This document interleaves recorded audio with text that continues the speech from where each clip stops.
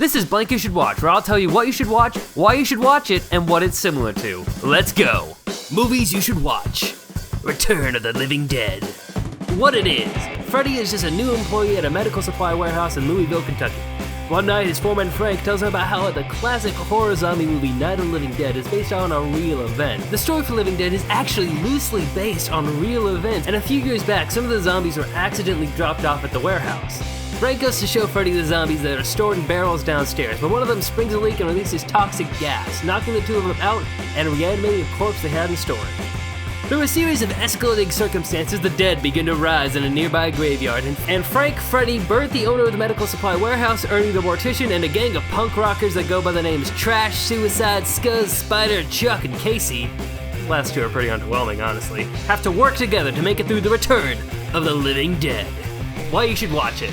Released in 1985, directed and written by Dan O'Brien and John Russo, the co-writer of Night of the Living Dead with George A. Romero, Return of the Living Dead is a horror comedy that is full of 80s style, great music, wonderful writing, and the birth of zombie signature brains groan. In fact, a good portion of iconic imagery people associate with zombies, such as the raising from their graves, originate from this movie. This is one of those horror comedy films that work as both a horror and a comedy. Usually films like Cabin in the Woods or Shaun of the Dead focus much more on the comedy aspect of the film, wanting to make the movie funnier than scary, but in this movie it feels like there's a lot better balance between the horror zombie plot and the comedy of the situation and the silliness of some of the characters. The music in this movie is great. There's tons of punk rock and 80s synth music. In fact, this is a pretty fun soundtrack in general. It works really well with the style and characters. There's a lot of good punk rock on here, such as The Cramps, The Damned, Straw Dogs, and 45 Grave.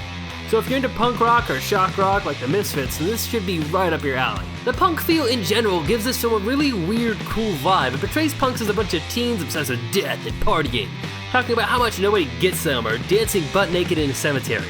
The dialogue ranges from utterly ridiculous to be the voices of reason at times, especially Spider, one of the smarter members of the cast. If this film didn't have this charm and personality to it, I doubt it would be nearly as memorable or fun, but the fact that it's there gives it a whole other interesting side to it. There are a few moments that are a little less than great from a filmmaking perspective. There's reused shots, horrible slow motion, and whatever you want to call this. But that didn't bother me enough to change my opinion of the film. They're just kind of part of the charm, really. The special effects in this movie are really cool as well. To the half-zombie, to Tar Man, there's a lot of great work being done here. Some of the stuff can be a bit cheesy nowadays, but at least everything feels real and part of the world. Something that can be interacted with. Now, I'm not a person who hates on CGI a lot. I think it's incredibly useful, but there really isn't anything like practical effects, especially in a horror movie like this. I think horror films are probably one of the most important genres to keep CGI to a minimum. The goal is to make the audience think what they are seeing on screen is real, and that is far easier when it actually is.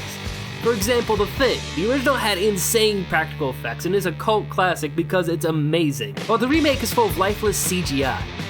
What it's similar to. There are a wide variety of horror comedies out there, from the ones I've mentioned earlier, like Shaun of the Dead or Cabin in the Woods, or Evil Dead 2, which I've already done a video on. Link right here, pa-pow, look at that, hey! These all deal with horror aspects in kind of a fourth wall breaking way, acknowledging films of the genre and taking shots at them. Now, you may be under the impression that the old Romero zombies like Night of the Living Dead or Dawn of the Dead would also be on this list, but they are tonally entirely different, with complete separate zombie lore. As I mentioned earlier, John Russo co-wrote Night of the Living Dead with John Romero, and after they split, took his ideas in a completely different direction, and I really love what he did. Return of the Living Dead feels like this entity that just stands apart from zombie movies of the time and after it. There is no movie before or since that handles zombies the same way. It's incredibly unique and fun. Now to cap this all off, Return of the Living Dead is a stellar horror comedy and one of the most influential zombie films out there. I honestly never hear this film talked about much, even with all the aspects of it that are so ingrained in zombie lore. Hell, there were 4 sequels, even though I only saw Return of the Living Dead 2, which isn't as good as the original, but it wasn't bad. My point is that Return of the Living Dead is definitely a movie you should watch.